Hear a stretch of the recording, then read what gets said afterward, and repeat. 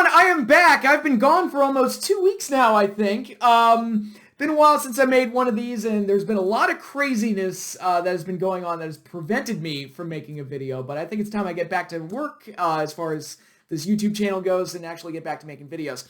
Obviously, you live in America, you know about some of the craziness that's currently going on with the election. All I'll say about that is that as an independent, as someone who is unaffiliated to both the Republicans and the Democrats, I feel completely justified in hating both parties immensely, and the sooner we can abolish the very concept of political parties, this world will be a much better place. That's my stance on the matter. Sounds almost almost like an anarchist, but hey, that's personally how I feel. I hate both parties. But, you know, from my position, I'm kind of just enjoying the entire shit show, because it's just it is a shit show unlike anything I've ever seen before. But, with all that said, obviously it's been a very crazy week, with that going on. I didn't make any videos the weekend of Halloween because, to be perfectly honest, Halloween, I actually got to enjoy the holiday. It was the most normal I felt pretty much since coronavirus started and this whole year got ruined. Got to hang out with some friends, we got to see some trick-or-treaters, got to see some of their kids dress up in costumes and be all cute and energetic and all that fun stuff. Got to play some games, decorate some pumpkins, and eat some good food. I felt normal, and to quote Bob Cratchit from one of my favorite versions of A Christmas Carol, the George C. Scott version from '85, I was making rather merry on Halloween. It felt like a normal day. For once, it actually felt normal. To see trick-or-treaters, to hang out with friends, it was actually a delight, and was something that I've desperately needed for months. And I also got to visit my sister and her husband. My sister dressed up as Lydia from Beetlejuice. Not the movie, but from the cartoon. She had actually stitched together her own red poncho like Lydia wears in the cartoon. And she had the wig and everything, and she hit it out of the park with her costume. Like, oh my god, you look like Lydia just leapt right out of the TV screen. It was incredible. And I went as Evil Homer.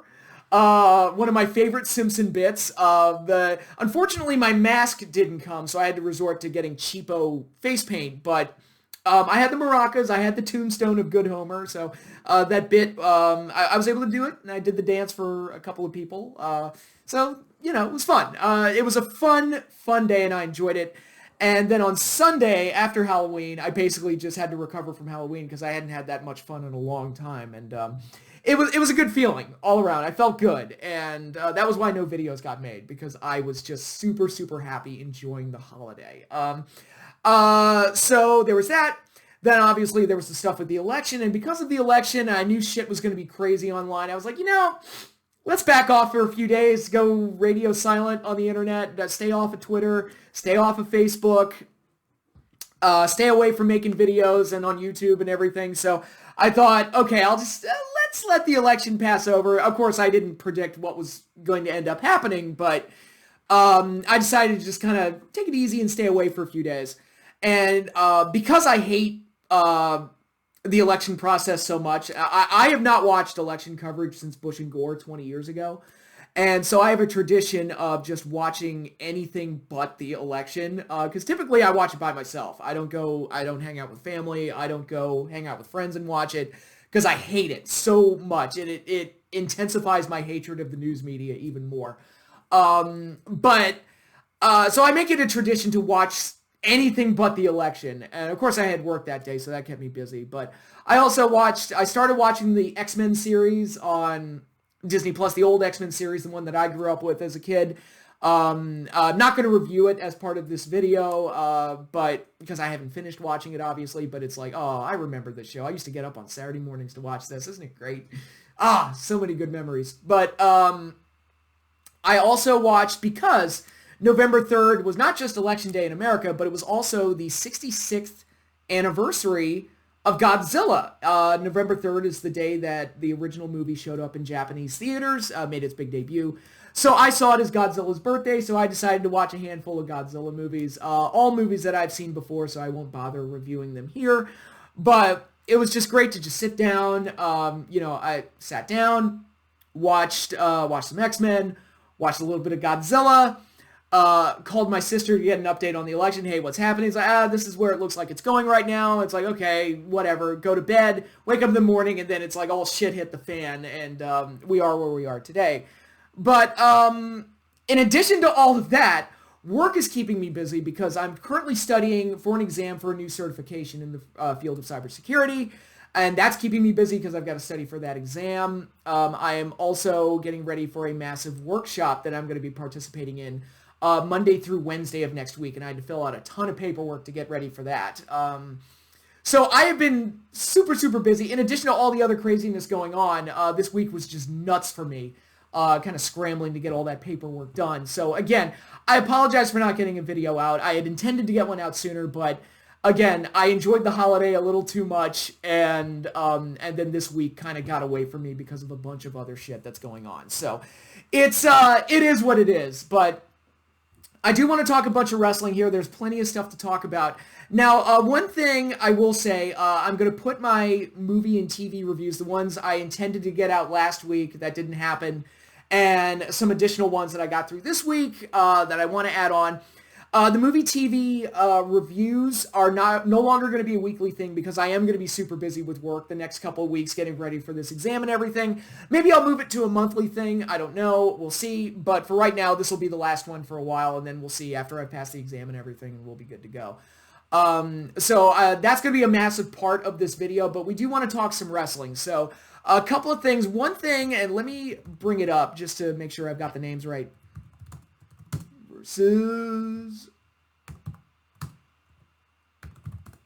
There was a heavily talked about match for the UK Championship. It was Walter versus Ihad Dragunov, and it was heavily talked about, and people told me it was very, very good, arguably the match of the year. It was the NXT UK main event from last week. I still have not seen the match. I haven't had an opportunity to watch it. I don't follow NXT UK religiously. I haven't watched an episode of the show since about episode 7 from when the show first started. It wasn't a show that grabbed me. And Walter is a guy, I'm very conflicted on him because on paper, I should love him because he ticks so many boxes for me. He's a big, giant thug that beats the shit out of people. So I feel like I should love that, but every time I've watched him, I like it, but I don't love it, and I don't know what's missing. I don't know what it is about him that's like, there's just something missing, and I don't know, I can't put my finger on it, but he doesn't grab me the way that a lot of other big thugs in the past have. But apparently this match with Dragunov was very, very good, and people have told me it's potentially the match of the year. Again, I haven't had time to see it. I've decided to watch other things, and in addition to all the other stuff that I've been involved with, I just haven't had time. So I would like to review that match, but unfortunately I haven't seen it. So I can't really comment on it beyond the fact that I am aware of it.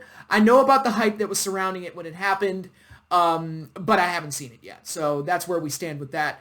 I also checked out NXT Halloween Havoc. Of course I did, because Halloween Havoc is one of those concepts that I've been begging to come back. Of all the things from WCW's past to dig up, Halloween Havoc is absolutely one that's worth revisiting because I love the idea of a Halloween-themed show. And it's just fun. I mean, even when Halloween Havoc was at its worst, with things like the Yeti and the Chamber of Horrors and stupid shit like that, the idea of a Halloween-themed pay-per-view was just so much fun, and it gave that show a different identity that the other pay-per-views from both companies just didn't have. And it instantly stood out. And of course, me being a big fan of Halloween, I just gravitated to that concept. And it was something that I look forward to every October. It became a fun tradition for me. And so I was glad to see NXT bring it back. It was interesting to see that it actually beat AEW in overall viewership last week as well. And it was a fun show. You know, NXT I'd criticized for a while. They kind of lost their steam, lost their intrigue. And this was something, as a break from the norm, it was a fun show. And I enjoyed it. It was colorful. It was fun. Had a couple of good matches on it. It was kind of like the breath of fresh air that NXT needed. Unfortunately, you can't do that every week. And that's the problem. They've got to like get to a point where they can be consistently interesting on a weekly basis. And that's not something NXT has been for a while now, unfortunately. But I thought Halloween Havoc was fun. I actually did prefer it over last week's AEW Dynamite, just because it was such a solidly entertaining show. And the Halloween aesthetic kind of tickled my fancy a little bit. So there was that. I also want to talk about, speaking of WCW, this will be a good segue into a new video series that I am planning. And if everything goes according to plan, you'll be getting these videos throughout the month of November and December. First of all, my final Nitro video that was supposed to be up last week didn't happen. Absolutely did not happen. But hopefully it'll be up next week. That's the goal, is to get it up next week. The final WCW Nitro retrospective. And then once I've completed that, then I will move into my Starrcade video series, which will be a series of 4 videos where I talk about various aspects of Starrcade. One video will be a topical video discussing Starrcade's standing as the biggest pay-per-view in Jim Crockett Promotions, NWA, WCW history. Is it that? Is it the WrestleMania of WCW? And I think it's worth discussing because Eric Bischoff has said some things that kind of contradict that a little bit, and there's other things I noticed while rewatching all of the Starrcades and watching a few other additional WCW shows and all the Nitros that I rewatched, that I have a few opinions on Starrcade and its standing as the quote-unquote WrestleMania of WCW, and whether or not that's actually true. And I think it's a topic that could be interesting and is worth having, and talking about how pay-per-views were handled in WCW as opposed to how they're handled in WWE, WWF at the time. Again, I think it would be interesting to kind of bring that up and see, talk about that a little bit. So you're going to get one topical video. You're going to get top 10 matches in Starrcade history, plus top 5 worst matches in Starrcade history. So that'll be fun. People like top 10 lists, right? So that'll be a fun one. That'll all be one video. Then you'll get Ranking the Starrcades, where I've rewatched all the Starrcade events, and I'm going to rank them from worst to best. And man, Starrcade really runs the gamut of, like, it's the full spectrum. It was like some of the shows are absolutely terrible, and some of them are really, really flipping good. I would even say some of the better wrestling events of the 1980s. So, and there were a few in the 90s that I really enjoyed as well. One in particular that really stood out to me, but overall, I think that'll be a fun one to do, to just kind of it'll be an overall, like, kind of abridged history of Starrcade to go through each event individually and rank them individually. I think that'll be a lot of fun. Looking forward to making that one, actually, because I have a lot of different things to say about every single show. And then there's going to be, kind of similarly to what I did with WrestleMania, showcasing the Immortals, it's going to be a little bit more shorter. It's not going to be a full-on video series. It's all going to be one video. But the MVPs of Starrcade, who were the icons that made Starrcade a special event and contributed to its history in a positive way. And we're going to be covering all the MVPs of Starrcade. And I think that's going to be a fun video to have, and I'm looking forward to making that and highlighting those that actually contributed to the history of Starrcade and made it the granddaddy of them all, as they say. So my Starrcade series should start up soon once I get past the Nitro videos. That video, God willing, will be up next week, and then once I'm done with that, then I can start on the Starrcade videos, and I'm looking forward to making those, because I think those are going to be a lot of fun. So there is that. Also, I haven't had a chance to watch any of the WWE Network's material on The Undertaker. I know they're doing like a month of the 30 Days of the Dead Man or something on the WWE Network. I have not had a chance to watch any of that material, but obviously it's all building and leading up to WWE Survivor Series 2020, which is being billed as the final farewell to the Dead Man, to The Undertaker. My comment on that is, sure it is. The minute we have crowds back, I really feel like Taker's going to step back in the ring. That's my take on it. He'll want to get back in the ring and have one more match just to have a proper send-off, as it were. Because as cool as the cinematic match turned out, the Boneyard match was my favorite thing at this past WrestleMania. I don't think Taker really will be satisfied with doing that as his final match. He would want to have a traditional match in front of a crowd, I would think. But once they do a Saudi show, they can get anybody to come out of retirement, for God's sake. But as it were, I think it's an interesting thing to sell Survivor Series on. It's got me more interested in it than virtually anything else that he can do. I've talked about it before in previous videos, but the Survivor Series matches and the Raw versus SmackDown concept holds absolutely no intrigue for me anymore. They basically ruined both of those concepts beyond any point of me being able to care about them. But the retirement of The Undertaker and billing a pay-per-view on that has some level of intrigue, so I'm willing to check that out. So at least Survivor Series has something. And so I'm actually going to be checking out Survivor Series just to see that, just to see what they do and see all the pomp and circumstance regarding Undertaker's 30th anniversary and his final farewell. And I think it's appropriate to kind of close out Undertaker's career on the event where he debuted at. 30 years ago, God, to show you how long ago this was, I was literally in kindergarten when The Undertaker debuted as The Undertaker. I am now 35 years old. Jesus Christ. It's been a long time. You know, the first George Bush was president of the United States at that point. It was a way different time than it is now. There was no internet in every single house, no smartphones, nothing. It was a way different time. It just shows you how much time has passed since 1990 Survivor Series. But before I get into my movie and television show review, which I want to give to you guys, and again, there's going to be a lot, so stay tuned for all of that.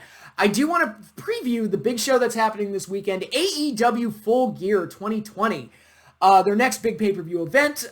This is their first event after their previous show, All Out, which didn't go as well as their other shows had gone. Everybody pretty much universally agreed it was the weakest pay-per-view in AEW history, mainly because of what happened between Sammy Guevara and Matt Hardy, which pretty much sucked the life out of the show. Hopefully nothing like that happens here, but we're getting this show, and I am intrigued for some of the big matches. I think they dropped the ball on some bigger things that they could have done with certain situations, particularly with the women.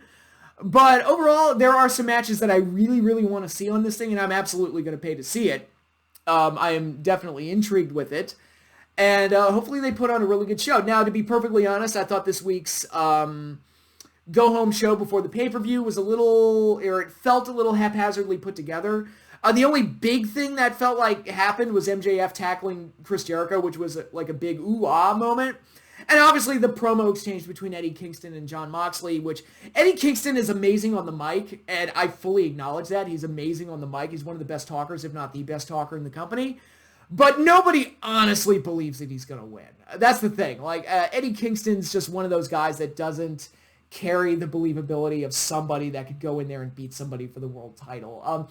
Great talker. He's an amazing, amazing talker. I just don't buy him beating Jon Moxley for the title. I think whoever wins the Hangman Page Kenny Omega match has a more likely possibility of potentially defeating Jon Moxley for the title. But I'll get into that in a little bit. But like I said, this week's show I thought was a little haphazard. Again, there were some solid promos, like Cody's promo at the end was solid, but it was weird to close the show out on a six-man tag that has Billy Gunn and his son in it. It just felt like almost like a dark match, like an AEW dark match, which, by the way, AEW dark is getting absurdly long. That thing, it keeps getting longer. It's like, it started off as like an hour show. I'm like, oh, this is cool. It's fun. Then it became like an hour and a half. Now it's like then it got to be like 2 hours, and I think the last one was like 2.5 hours. I'm like, oh my God, guys, how many dark matches did you shoot? For goodness sake, this is crazy. And they just dropped another episode of Dark that's like an hour long because of the pay-per-view coming up. It wouldn't make sense to drop it next week. But, yeah, this is, the lead-in going into this pay-per-view wasn't as strong as I'd hoped it would be, but there's still plenty of stuff that I'm interested about regarding this pay-per-view, so we'll see how it all goes. Maybe the show felt haphazard because everybody was sleep deprived from watching the election coverage. I don't know. Who knows? But in any case, let me get into the card that we will be getting tomorrow night, or possibly tonight, depending on when this video gets posted, because I'm filming this pretty late. But anyway, on the buy-in pre-show match, we've got Serena Deeb defending the NWA Women's Championship against Allison Kaye. Allison Kaye recently became a free agent, so it looks like AEW is going to be picking her up. Or this may be like a tryout match for her, which I think would be a good pickup. I think with the women's division, AEW is like incorporating some talented women. We've seen Thunder Rosa on there. Serena Deeb, I think, is a good solid pickup. I think Allison Kaye would be a good solid pickup. These are women that are a little bit more polished than some of the women they've been pushing recently, like Big Swole or Nyla Rose, and some of these other women that they've tried out that just haven't worked out. I think these are women that are a little bit more reliable, a little bit more polished in their ring work. They still don't have a strong creative direction, however, and I thought at this show, because we got Shida versus Thunder Rosa at the last show, I thought maybe in this one they would up the ante and be like, okay, what if they do Shida versus Thunder Rosa with both the NWA and the AEW women's titles on the line? How cool would that be? And because that match was fairly well received, the one they had at the last pay-per-view, and I thought, oh, if we do title for title, it could be even better. But then I think Thunder Rosa became a free agent from the NWA, so she had to drop the belt to Serena. And I think maybe they had that planned, and it just got taken away from them. I don't know exactly what happened, but in any case, the NWA title is stuck on the pre-show, and it's kind of a mess, unfortunately. So we're back to like, we're getting more talented women involved, which is a step in the right direction, but we still don't have that strong creative direction or something that the women's division desperately needs to kind of give it a focus and a direction. And again, I would consider putting the belt on Britt Baker, to be perfectly honest. I think she's the best overall well-rounded character on the roster, and she's the best heel they got, so they might as well just put the belt on her, but that's my personal take. Serena Deeb is most likely going to beat Allison Kaye. I see this match as a kind of a tryout for Allison Kaye to see if she's worthy of being on the AEW roster, and if she, I think she is, based on some of the other women they've got running around. It's like some of these other women are green as goose poop, and Allison Kaye and Serena Deeb are obviously very polished, so I think Allison would be a very good pickup, personally. Then we go into the main card. We've got Orange Cassidy versus John Silver, which is a nice match to have, mainly because it's a showcase for Orange Cassidy. It's going to be a fairly easy win for him, one would think, where he gets to do his shtick and go home, almost like a Hacksaw Jim Duggan, or maybe even like an early 90s Undertaker type of thing, where he's being put on the card just to showcase the gimmick. And it gives him an easy win, and the crowd that wants to see him, they get to see him, and it's feel good for everybody around. Orange Cassidy goes over, obviously. I will say John Silver kind of won me over a couple weeks ago. I kind of had a breakout performance where he was like this excited hype guy for the Dark Order, and then in that six-man tag, he kind of ran crazy and did all the shit around the ring. So he kind of stood out a little bit, so maybe he's starting to break out a little bit. I don't know. But I think this match is going to be largely done to showcase Orange Cassidy and give him an easy win on the pay-per-view. So we'll see how that goes. Next from there, we have Hikaru Shida defending the women's title against Nyla Rose with Vicky Guerrero. This match got randomly put together on AEW. Again, I think the plan was to do Shida versus Thunder Rosa for both belts, but something happened with Thunder Rosa that prevented that from taking place. So instead of doing that, they've just decided to maybe they're going to do that and revisit it with Serena Deeb down the road, or maybe even Allison Kaye. Who knows? I don't know. But I think maybe they're going to have they're going to save that title versus title match for down the road. And they just decided to put it off here. And the end result is we get a Shida-Nyla match that I don't really care about and nobody really cares about, unfortunately. It's just kind of eating up space on the card. I'm just like, I just shrug my shoulders and go, it is what it is. Then from there, we've got the Elite Deletion. Matt Hardy versus Sammy Guevara. Hopefully they don't kill each other this time. It looks like it's going to be a cinematic match similar to the Broken Matt Hardy stuff that we have seen in the past. Could be fun. Again, hopefully nobody dies in this. Who wins? I mean, I would like to see Sammy get it because I think Sammy has more of a future, to be perfectly honest, than Matt Hardy does. Matt Hardy's run in AEW has unfortunately been kind of snake bit. The Broken character didn't get introduced properly because there was no crowd. Then he got hurt. Then he got hurt again. It just feels like Matt Hardy's just been snake bit in AEW. So hopefully this match goes well and we get something interesting out of it. But I would hope, I'm going to pick Sammy to win just because I feel like he should. Because he's I think the more bankable talent moving forward. But that's just my opinion. Then we have, for the TNT Championship, Cody Rhodes, just Cody, defending the title against Darby Allin. These two have a history going back to, I believe it was it Fyter Fest? Was the Darby's first match in AEW where they went to the time limit draw, and they've had a few matches since, and they're always competitive, and so there's a built-in history there. So even though it doesn't have, like, the long-term build-up, and it just kind of feels like they kind of just did it just to do it, there is that already established history between the two where they could just revisit it, and it doesn't feel overly forced. Yeah, I mean, I like their matches. I think they have really good matches, and I think there's potential to keep the story moving forward. I would think Cody would retain. I think they're kind of laying the seeds for the Elite to turn heel, especially when you look at what the Bucks are doing and what Omega's doing right now. And Cody's kind of showing more heelish tendencies, calling himself the Ace and calling the TNT title the Ace Belt, and being a cocky little prick. And he worked kind of heelish against Orange Cassidy. Again, it's going to be very interesting to see how this all plays out. I'm going to pick Cody to retain in another very strong match between these two. Then we've got the Tag Team Dream match, as everyone's calling it. FTR defending the AEW Tag Team Championships against the Young Bucks. I'm very excited for this match. It's a Clashing Styles tag match, so I'm really excited to see that. FTR, probably my favorite tag team in the business. I love those guys. I think they're fantastic.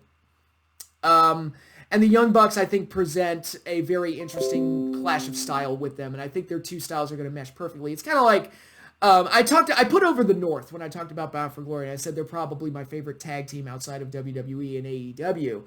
But if you put FTR against the North, it's two very similar teams working against each other, so I don't think that's as interesting. But you put someone like FTR, who's like the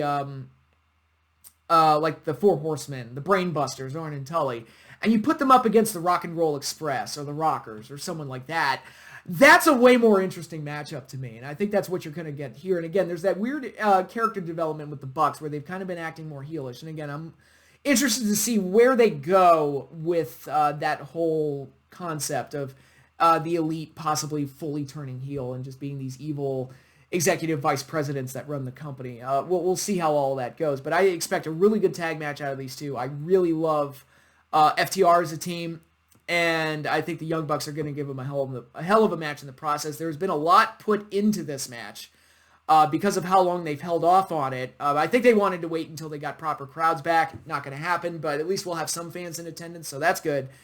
Because of the stipulation in place where the Young Bucks have said they will not challenge for the AEW tag titles if they don't win, I'm going to pick the Young Bucks to win the titles, but I could also see them losing and then just turning full-on heel and just saying, fuck it, we're the EVPs, we can do whatever we want. I can see them doing that as well. But I'm going to pick the Young Bucks to win the tag titles here and give us that big moment for the pay-per-view. And then we've got the three big singles matches. I'm actually going to start with the AEW World title match first because it's the one I'm least interested in, although it might close the pay-per-view, I don't know. It's the one I'm least interested in out of the three. Jon Moxley defending the title against Eddie Kingston in an I Quit match. So this is going to be a wild hardcore match, I'm sure. Stiff, brutal fight. Again, the biggest problem with this is that I know there's no chance in hell Eddie Kingston's winning. There's no chance in hell he's winning. None at all. You can cut all the good promos all you want, and his promos have been stellar. He's not winning the title. I would be very, very surprised if he won the title. Very surprised indeed. So Moxley's going to retain. Should be a nice hardcore match. But it has very little dramatic intrigue going into it because I just don't buy that Eddie Kingston is going to take the title off of Jon Moxley. I just don't. Then from there, we get the battle of the two heels, where if MJF wins, he gets to join the Inner Circle. I assume that, does that extend to Wardlow? Does Wardlow get to join the Inner Circle if he wins as well? I don't know. We'll see. But it's going to be Chris Jericho versus MJF, which is not the match that I expected. I thought they were going to hold off on this match and then do, at this pay-per-view, do maybe a tag match where MJF has to prove his worth by being Jericho's tag partner or something. And this whole dynamic between MJF and Jericho has been very interesting, where MJF suffered his first loss in AEW. He was like, all right, you know what? I need a crew. And going back to the year before where MJF was like, you want me to join the Inner Circle? And that whole back and forth, they revisited that. And now MJF is trying to accept the invitation to come back into the Inner Circle. Some members, most of the members aren't okay with him going in. Some of them are. Sammy hates him, which I like that there are differing opinions on it. Jericho's kind of entertaining the idea, and it's a very interesting story. The song and dance routine number notwithstanding, which kind of split people, but overall I think the story is very interesting. And them doing this match as a way for MJF to prove his worth to get into the Inner Circle, I think is very interesting, and I'm really looking forward to seeing how this plays out, because I think there's a lot of interesting things they could do. Now, I personally think that MJF is going to win and join the Inner Circle and then try to take it over from the inside. Possibly ousting Jericho and maybe Sammy as well, and Les Sex Gods can feud with, they'll probably be like a split in the Inner Circle or something like that. Inner Circle Wolfpack will form or something. I don't know. We'll see. But I'm very intrigued in seeing how this all plays out. I'm going to pick MJF to win, and I think storyline-wise, it's the most intriguing match on the show. But the match I'm most looking forward to, both from a story standpoint and like a physical, oh my god, this match is going to be incredible standpoint, is Adam Hangman Page versus Kenny Omega in the Eliminator Tournament Finals, where the winner gets an AEW World Title shot. We knew from the very beginning that it was going to be Omega and Hangman. We knew that.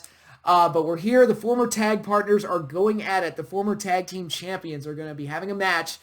And Kenny's acting a little bit more heelish, and you have Hangman, who's like the big baby face that's just waiting to break out. He's been like really kind of one of the breakout stars of the company, where he was kind of the surprise hit that got over in a way I wasn't fully expecting.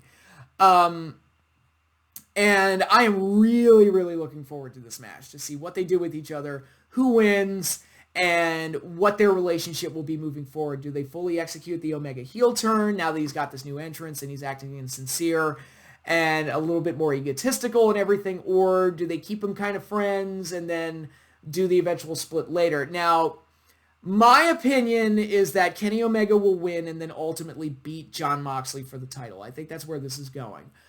But I could also see Hangman winning and then Kenny snapping on him and just beating the ever-living daylights out of him post-match. We could see that as well. So there's a lot of different things that could play out of this. But right now I'm banking on Kenny Omega winning. I think it's going to be a very, very good match. A very, very good match. Probably the match I'm looking forward to the most. I would even consider giving it the closing spot because, again, I just don't see Moxley and Kingston. Unless they do something crazy from a hardcore standpoint, I don't see it like living up to anything that Hangman and Omega does, or even from the storyline perspective of what Jericho and MJF can do. So overall, fully loaded. God, I'm going into WWF mode. Full Gear, I think there's a lot of intriguing and good matches on here. Really, the only thing that kind of falls short for me are the women, unfortunately, and that's sad. But again, they're getting some talented women in there, so I think that will help. But they need to get like a good direction for the women moving forward. I'm a little surprised they didn't do something with like Anna Jay and Brandy Rhodes, to be perfectly honest. But yeah, what are you gonna do? Because Anna Jay, I think there's potential there. I don't know how good she is or if she's like mega green. I haven't seen a lot of her, but I think she's got a really good look and a good presentation. I think there's something there with her. But again, she's probably a work in progress rather than a finished project at this point. So yeah, that is Full Gear. We'll see how it all goes. I'm going to be watching it tomorrow night. Going to be doing plenty of drinking while I do so. And it's going to be a fun night, hopefully. We'll see how it all goes. So that is Full Gear, and I think that's the end of my wrestling talk for now. Hopefully you all are still here and watching, but now I'm going to transition and move into my movie and television show reviews. Now, normally when I do these, I pop up the little picture on the side and edit things together a little bit more cleanly. Don't have time to do that now. I'm in a bit of a rush, and everything kind of came at me at once. Obviously, it's been a crazy week. So I'm just going to go off the cuff and just review all the things from the last 2 weeks that I've watched and just give it all to you right here. So let's pull it up. All right, so we're going to do a little bit of finality on some of the Halloween movies that I watched, a couple of TV shows that I watched as well, and let's just go ahead and get started. This is going to be fun. So, starting off with the TV shows, I watched season 11 of Archer. Now, Archer in its earlier seasons was one of my favorite TV shows. I loved Archer. I loved that show for the first 6 or 7 seasons. I thought it was great. The character interactions and all the different characters and Sterling Archer as a character and how bombastically awful he is. The whole show is just absolutely hysterical, and I loved it from start to finish for 7 seasons. Then we get into what is known as the coma era of Archer, where Archer's in a coma, and then each season for seasons 8, 9, and 10 are all delusions and dreams that he's having while he's in a coma. We get the 1940s kind of noir story in Dreamland for season 8. Then in season 9, we got Danger Island, which is the 1940s and 50s adventure serial type of thing, almost like an Indiana Jones style adventure. And then we get, for season 10, we got 1999, which is the sci-fi epic and the space opera version of Sterling Archer. And definitely moving away from the spy genre roots that the series has had pretty much since the beginning. Archer Vice from season 5 notwithstanding, which was more of like a parody of Miami Vice more than anything else.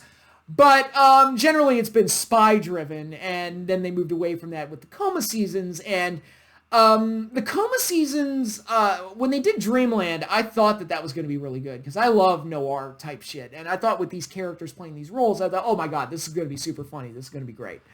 And then it wasn't. And I was like, uh-oh. I was like, oh no, that wasn't very good. And then Danger Island happened, and that wasn't very good. And I think part of my problem is that what really ruined it, those first two especially, was that they transformed the characters in such a way that a lot of them don't resemble the old characters that they were. Like, Cyril almost feels like a completely different character in all 3 of the Coma seasons. Lana barely has anything to do for most of the first 2 seasons, and so she almost feels like a side character more than anything else. And Krieger is just randomly a parrot in Danger Island, which confused me. It's like, why is he a talking parrot? And Pam's an alien in Archer 1999. And Archer 1999, I was at a point where I'm like, okay, I'm done with these Coma seasons. Can we just get back to normal? And fortunately, 1999 ended with Archer waking up from the coma that he's been in for 3 years. And now with season 11, we are back to normal spy genre type of stuff. And I was very skeptical that the show could recapture its mojo that it had had in earlier seasons. Fortunately, my fears were unfounded because I think Archer Season 11 was much better than it had been in previous seasons. Still not great, still not what it once was, but much, much better than the last 3 years. So I was like, okay, that was closer to what I've always wanted. And I'll take a B+ over a D, what we'd been getting. And apparently this season was much better received than the previous 3 had been, to the point where Archer has been renewed for Season 12.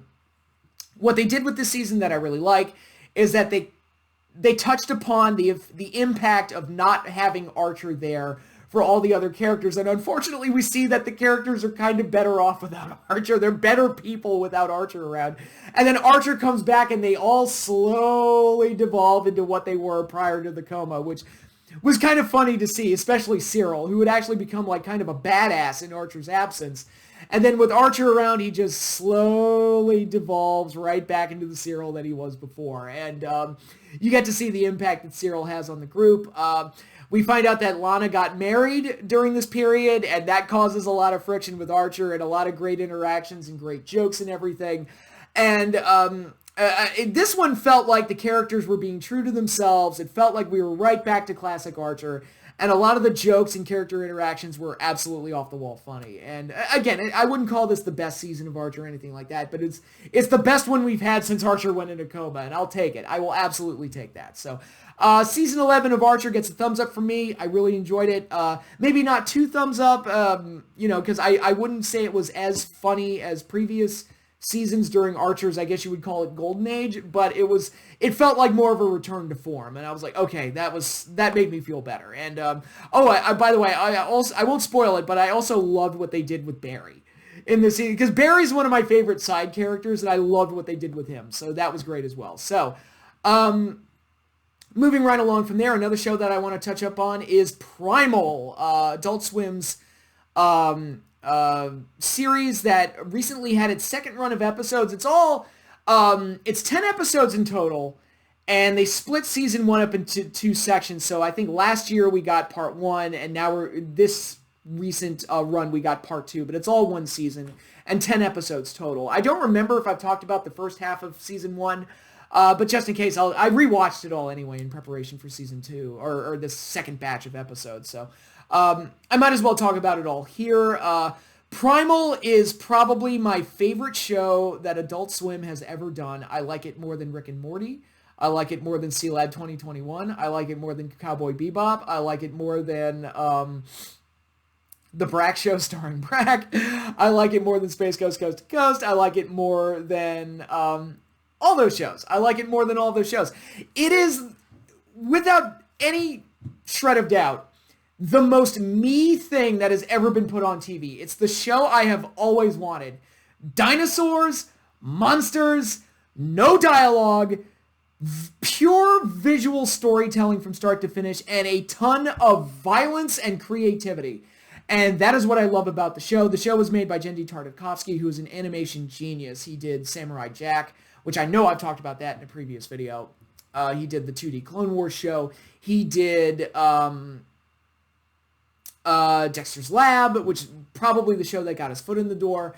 The man is a genius when it comes to animation. Samurai Jack was my favorite thing that he made. It is no longer. Primal is, honest to God, my favorite thing that Adult Swim has ever had, and I absolutely love it, and I hope to God we get a season 2, because this show is incredible, and I love it.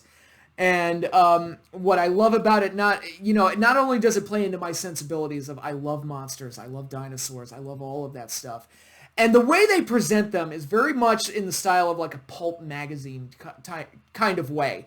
It isn't scientifically accurate. It isn't realistic in the sense that there's a lot of anachronisms for like the time periods. That it's a mix and match of like different time periods, but it has a great fantasy feel to it. And again, the only thing I can compare it to is like an old school pulp magazine where you would see things like this. And I just love almost every second of this. It is an absolutely stellar show from start to finish, and I love it. It's pure, and the visual storytelling is on display because the main characters, who are the caveman Spear and the dinosaur partner Fang, you absolutely get a sense of who these characters are, why they stick together, the troubles that they face, what they're thinking, what they're doing, and you get all of that visually with no dialogue. And I think it's absolutely stellar what they've done with these episodes. I think it's a work of art. I think more people need to watch it. I think it's one of my favorite shows out there right now. If I had to do a list of like my absolute favorite shows that are currently running on TV, like Better Call Saul is probably still my number one. The Mandalorian's up there. Cobra Kai's up there. I can't wait for season 3. But Primal is right up there with those.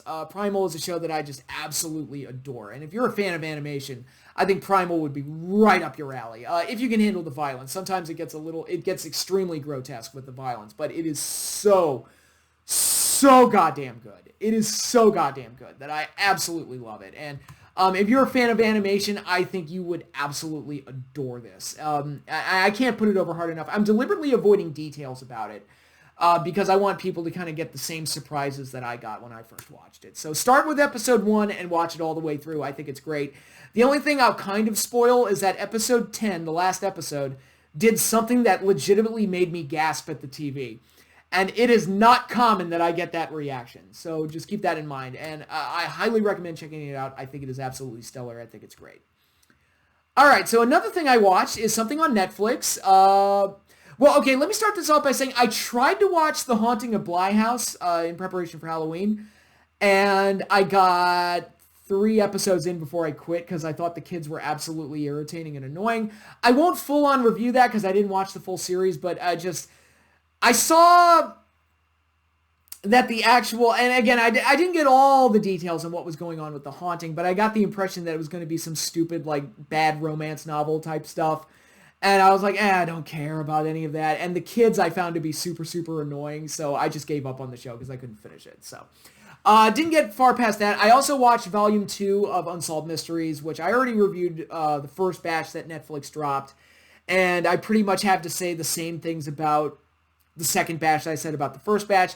The only thing I'll give the second batch is at least there was a little bit more variety with the cases, something that the first batch was lacking. But it still has a lot of the same problems that I had with the first batch. But looking for something to watch on Netflix, I stumbled across Blood of Zeus, which is an anime program, an American anime program, I guess you would call it. I don't know. It's kind of in the same vein as the Castlevania, just as violent as it turns out. But Blood of Zeus is an animated series set in Greek mythology, utilizing many of the creatures, characters, and myths associated with Greek mythology and combining it all into this 8-part miniseries. Following the son of Zeus, Heron, as he deals with a new threat to the land of Greece, that being the demons. And we get unveilings of all the different histories for all the different characters and everything and how they all play together. It almost feels like this was trying to be like an animated version of Game of Thrones in a sense. Like it was trying to go in that direction with it. With all the different characters going in different directions and all the different backstories and everything coming into play. I feel like Game of Thrones was definitely an inspiration on this. I also feel like Castlevania, Netflix's Castlevania, was an inspiration on this. I will say that the writing in this show is not super tight. One of my major pet peeves in writing, and I sound like such a snob when I say this, because I'm no writer by any stretch of the imagination, but it really sticks in my craw a little bit when exposition is handled poorly, it really gets under my skin, and I don't know why, it just bothers me. Which is why, and I know I've explained this before, but whenever I watch something like Spaceballs and they do a joke making fun of forced exposition, I think it's hysterical and one of the best jokes in the movie. Great Muppet Caper also had a similar joke, and I think that stuff is super, super funny. But there's a lot of like forced exposition and heavy-handed flashbacks that are thrown in your face and giant plot dumps that are thrown in your face. So the writing of this is not super tight. And there's also a few like character motivations that get a little wonky and certain things that happen that are like a little confusing and a little contradictory of things that happened in earlier episodes. But what this has going for it, it looks awesome. Like, it is beautifully animated. It is violent as hell, which again kind of falls in line with like Castlevania and even Primal, like I talked about earlier. So if you want something super violent, I'm giving you all the recommendations for it. And I thought that Blood of Zeus looked awesome. And if you are legitimately like me and you're interested in Greek mythology and maybe you grew up watching old Harryhausen movies like Clash of the Titans, Jason and the Argonauts, and things like that, you'll probably enjoy this. I think it's... Because I got to admit, like, whenever something from Greek mythology that I knew about would pop up, I would be like, oh, I know what that is. That's cool. And so I kind of popped for certain things and certain characters that showed up.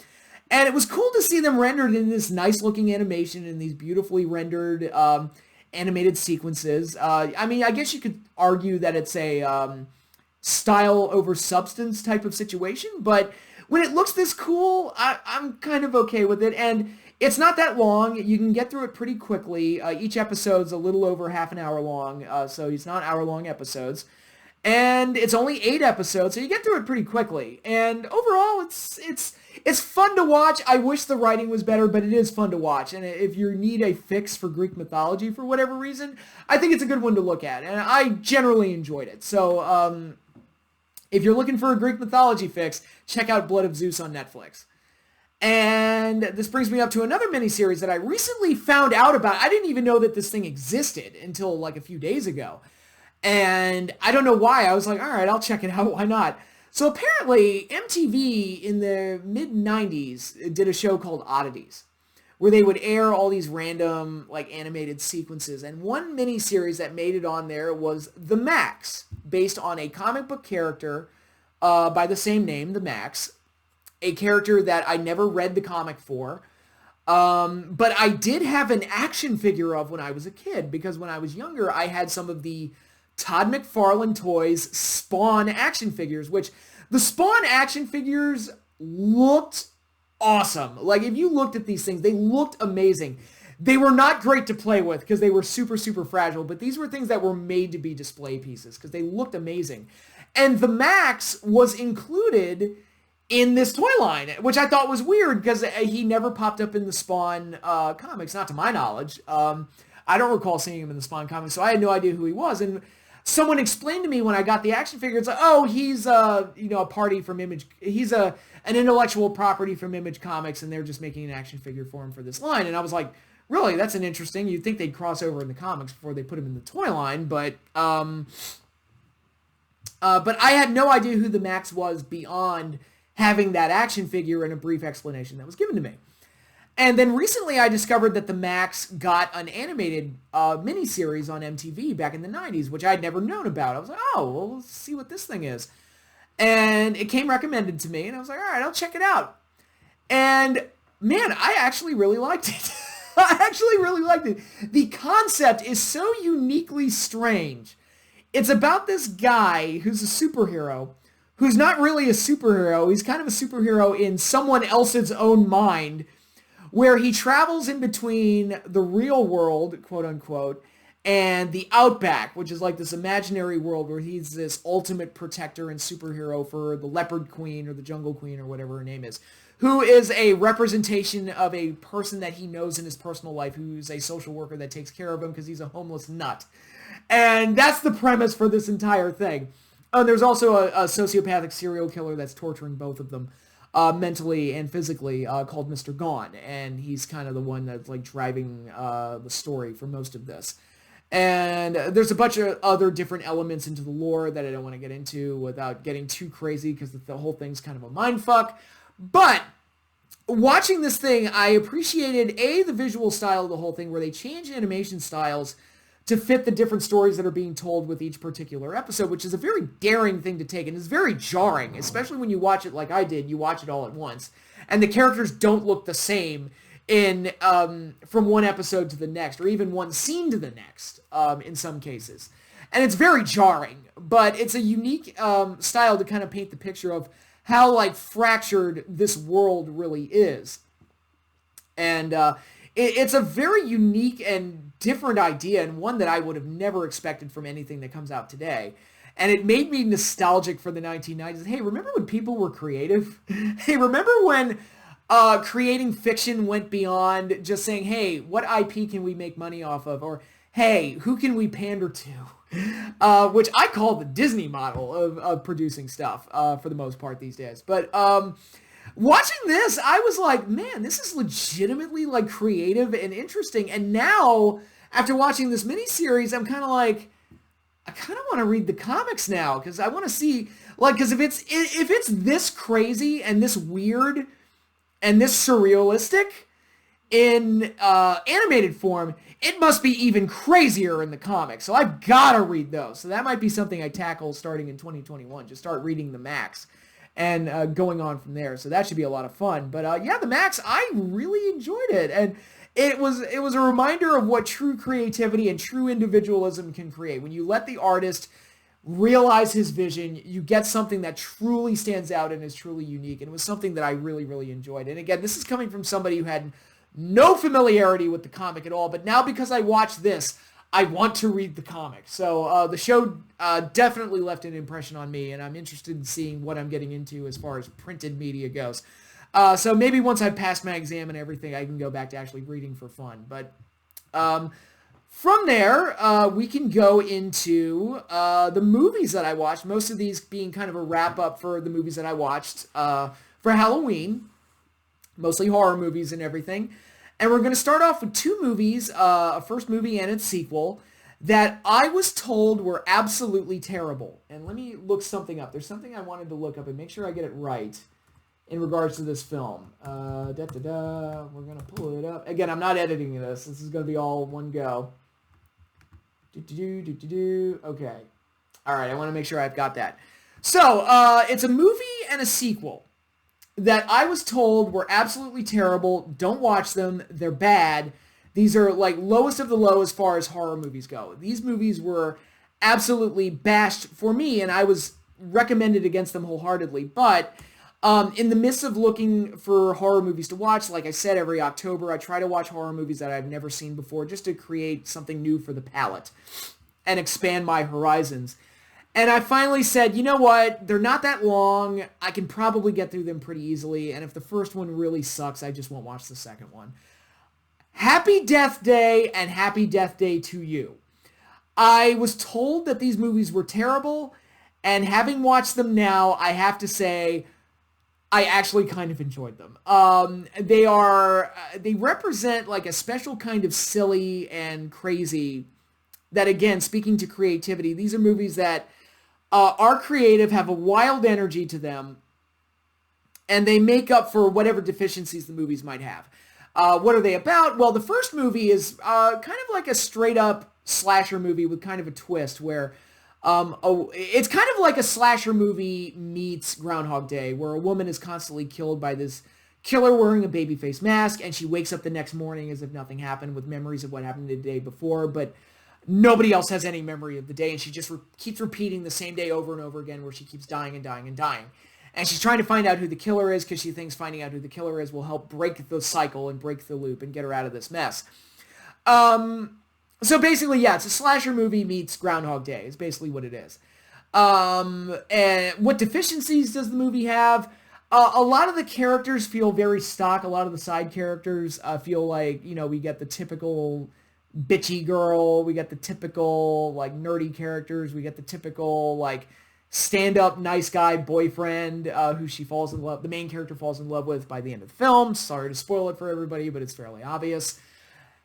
And so a lot of the side characters feel very stock. And the actual reveal of the killer is very weak. I thought it was a really weak reveal, personally. But what the movie has going for it is the lead actress, let me pull up her name, it was what I was looking for, lead actress Jessica Rothe as the main character Tree.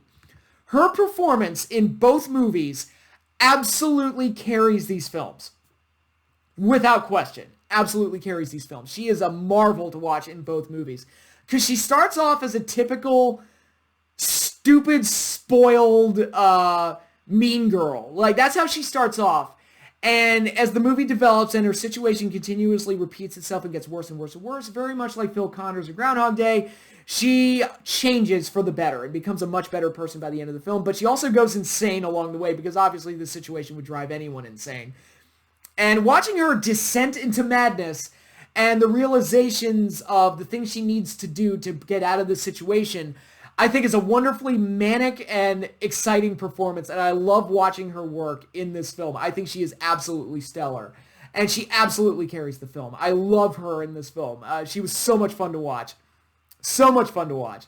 And like I said, I think she absolutely carries the film and makes up for whatever deficiencies that the film has. Now, Happy Death Day Part 2, or Happy Death Day to You, goes, it almost changes genres, where it changes from more of a horror situation to more of a kind of Back to the Future 2 being the main inspiration, obviously, kind of like a sci-fi action-adventure type of thing, which is really where it more goes into, with a little bit of dark humor thrown in. Where Tree finds herself, the explanation for why the loop is repeating itself is given in Part 2. We don't get an explanation in Part 1, but we get it in Part 2. And it's very much on the sci-fi end of things, and it leads to dimensional hopping, where she once again winds up stuck in the loop, but she's stuck in the loop in a different dimension, so not everything is the same. So not only does she have to break the loop, but she has to get out of the dimension and back to her own home, and actually she has to decide if the current dimension that she's in is the appropriate life for her, or if she needs to go back to the one that she left. And that's a choice that she has to make. And once again, Jessica Rothe is so much fun to watch in this. Her performance all around is great. And she is once again the star of the movie, without question.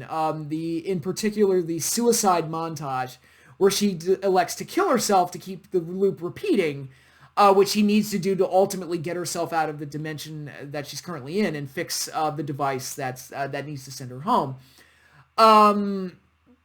That's probably the funniest thing in the movie and is absolutely amazing. Great stuff all around. And what she once again absolutely carries the film. She is absolutely the star of both movies and of this franchise. You literally cannot make a Happy Death Day movie without this woman. She is amazing. And again, it's just so much fun to watch, especially watch the scene where she realizes she's back in the loop.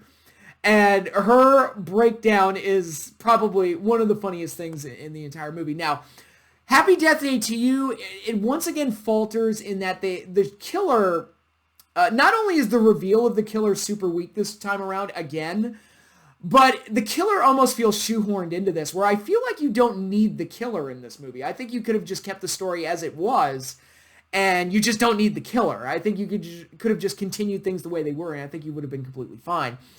But in any case, I thought both movies were fun. Flawed, for sure. They're not perfect movies by any stretch, but I thought they were manic and fun and delightfully silly in a lot of ways. And again, they were carried largely by the performance of the lead actress, who carries both films without a doubt. So, I enjoyed both movies, and they were nowhere near as terrible as I was told they were. So whoever told me that, you were a fucking liar, and you should be ashamed of yourselves. But moving right along from there, I want to talk about one of my personal favorite zombie movies of all time, which I watched right before Halloween, Train to Busan, a movie that I watched for the first time last year. It's a South Korean zombie movie where most of the entire movie takes place on a train heading to Busan in the midst of the global outbreak of zombies. And zombies wind up on the train, and the people left inside have to survive the zombies that they're trapped on the train with. And this leads to a lot of backstabbing and a lot of alliances being made and all the typical fun that you would expect out of a zombie movie and all these great, how are they going to get out of this scenarios. And the main emotional core of the film is the father-daughter relationship between the main characters. And I've heard some people criticize this movie because it's not super gory by zombie movie standards, and it's not. So if you're going into this movie expecting typical zombie, Romero zombie levels of gore here, you're going to be disappointed. But what it does have is such emotion that the first time I watched this movie, I was left sobbing. Literally sobbing by the end of this movie. It packs an emotional gut punch. And the movie is completely worth watching for that.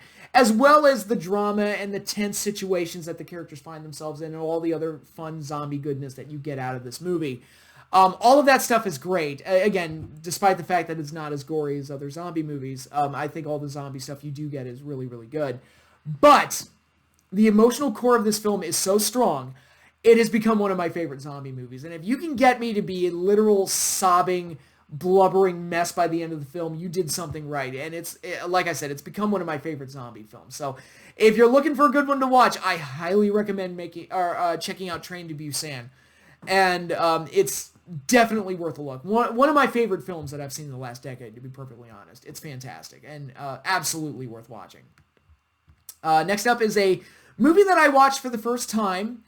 One of Peter Jackson, possibly his first movie, I'm not sure, but one of his early works, one of his first early directorial jobs, and that is the movie Brain Dead, or as it's known in America, I believe it's called Dead Alive in America. The version I watched had it called Brain Dead, or Dead Alive. I think it's called Dead Alive in America. They changed it from Brain Dead because there's another American movie called Brain Dead that had, I think Bill Pullman was in it or something. I've never seen that version of Brain Dead, but anyway, I'm already being confusing here. The movie Brain Dead was a New Zealand, I guess we'll call it a zombie movie, horror movie, kind of Evil Dead slapsticky movie, I guess is what we'll call it. A movie that I've known about for years. I've known about it for a long time. Actually, I know when Peter Jackson made King Kong, there's a reference to the infected rat monkey that starts the zombie outbreak in this movie in the King Kong movie. So I know that it's a movie I've known about for a long time, and it's a movie that I've heard about, I've seen references to. I know Simon Pegg said that Shaun of the Dead was highly inspired by the movie Brain Dead. Kind of a romantic comedy in the middle of all this craziness with a violent zombie outbreak. Although Brain Dead, very different from Shaun of the Dead in one aspect, which I'll get into. It's a movie I've known about for a long time, but I've never seen it. And I was like, you know what? I decided to seek it out, finally decided to watch it. I think it's great if you like a pure splatterfest. This thing, it has that Evil Dead kind of comedic edge to it, but it is so gory. Like, to a degree that is... I was getting queasy, like a little queasy with it. And yes, it is super cartoony and super over the top, and there is blood and guts flying everywhere. The lawnmower scene is one of the wackiest things I've ever seen in a horror movie. The priest that kicks ass for the Lord, which again, I've known about that reference for years. Again, hadn't seen it. Glad I finally got to see it. The movie is wild. It is insane. It is...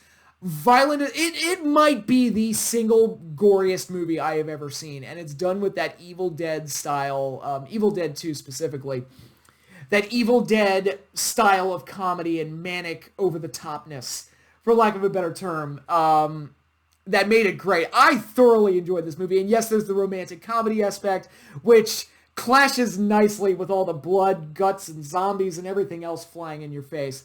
And it is gross, it is disgusting, it is possibly the most violent and gory film I have ever seen, and I loved every second of it. It is a wild ride from start to finish, and I am so glad that I finally watched it. It is absolutely fantastic, and I highly recommend it to those that have the stomach for sitting through it. So, That is that film, and now I'm going to close out by reviewing yet another Godzilla movie. There is one that I missed, one that I've never talked about before. It is Luigi Cozzi's, Cozzi, I hope I'm pronouncing that correctly, I'm probably not. His edit of Godzilla, known by fans as Godzilla, is what fans refer to it as. It is the Italian edit of the American version of the first Godzilla movie. It is a version of this film that I have known about for years, but the way it was initially described to me was it was a version of the original film where they put color filters over it, and that was how it was described to me. So I thought, that's not really that interesting. I don't need to see a version of Godzilla that has color filters over it, so I don't really need to see that. I don't find that interesting.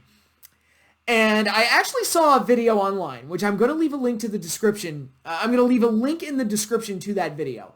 Because watching that video and watching this guy break down everything about this edit of the film, the history of the edit of the film, and everything that led into making the film, and what the reaction to it was, and how it became kind of the lost Godzilla film for a long time. I think I highly recommend checking out his video. If you're not interested in seeing this version of the film, I highly recommend checking out that video just to get this little interesting piece of Godzilla history that's thrown in there. But anyway, watching his video made me interested in checking out this version of the movie. And ultimately, I found it to be a very psychedelic, very odd, very bizarre, very, very different version of the film. Not my preferred version. I'd say it's the weakest version of the three. But it is very unique. I'll say that. Like, the color filters, like, give it this weird, like I said, psychedelic vibe to it. Where, like, there's no, in some cases, there's no rhyme or reason to what colors go over what scene. And it's just random blues or random reds thrown in. Generally, it's like, okay, it's red when Godzilla's around, and it's blue when it's Night Out or whatever. But then there are scenes where they completely throw the rule book out the window, and you just get fully colored scenes for no reason, and the colors don't mean anything. And you feel like you just dropped acid while you're watching the thing. And they also changed some of the music. And actually, some of the music, and they did a remix for The Prayer for Peace, which is that haunting piece of music that Akira Ifukube composed for the original film, and they did a remix of it here. And from what I understand, and I don't know much about Italian horror films, that's not something that I'm overly familiar with, to be perfectly honest, but from what I understand, that remixed version of Prayer for Peace ultimately became the theme for Zombie 2. Or something crazy like that. So it's an interesting little tidbit there. And so they changed some of the music, which completely changes the vibe of the film, to be perfectly honest. Again, adding to that more like, did I just drop acid feel while watching this edit of the movie? And they also added additional scenes of stock footage from World War II, which shows actual dead bodies after the bombs were dropped on Japan. Which, that's in poor taste, to be perfectly honest. But it gives the movie a very different vibe that it wouldn't have had otherwise, for sure. And it's such a weird, experimental edit of this film. It's so bizarre. Really, really bizarre. But this version of the film has kind of become, I guess you would call it like the Star Wars holiday special of the Godzilla series, where it's this kind of weird anomaly that fans seek out and are curious about because they don't know much about it, but everyone acknowledges that it's terrible. And yes, it is kind of bad. But if you're interested in this bizarre piece of like Godzilla history, I recommend checking it out because it is weird. And one thing I will credit the film for, having this different edit of the movie, I mean, this is a Japanese film that got edited for American audiences and then got edited again for Italian audiences. It speaks to the worldwide appeal of Godzilla as an icon, because it's like you have this movie that some filmmakers in America saw dollar signs in and took a gamble on it, and you get the American version of that film. And then from there you get the American version getting re-edited into the Italian version of the film. And it really speaks volumes to like the type of appeal that Godzilla has as a worldwide icon, that so many people would be willing to re-edit this film into something else. It's really different and really strange, and I kind of appreciate it for that. But is it my preferred version of the film? Absolutely not. Would I even say it's good? Absolutely not. But it is a weird anomaly that's strangely worth checking out. I'm kind of glad that I saw it, just for the sake of history, if nothing else. So, that is the final thing that I'm going to review for you. I have gone over an hour. I'm looking at the clock. It's been an hour and 10 minutes. It's actually crossed over into midnight while I was filming, so a lot has been said, a lot has been done, but thank you all for staying on with me. And again, the movie and TV reviews are no longer going to be a weekly thing moving forward because a bunch of other stuff that I'm involved in, so sorry about that, but you are going to be getting more WCW videos out of me, the Final Nitro video and a bunch of Starrcade videos, and there will be a Full Gear review and a Survivor Series review moving forward, and I will keep up on current events. So there is a lot of stuff going on in the world of wrestling. Also, Weekday Warriors of Wrestling. Eric also had a crazy week for various reasons, like all of us have.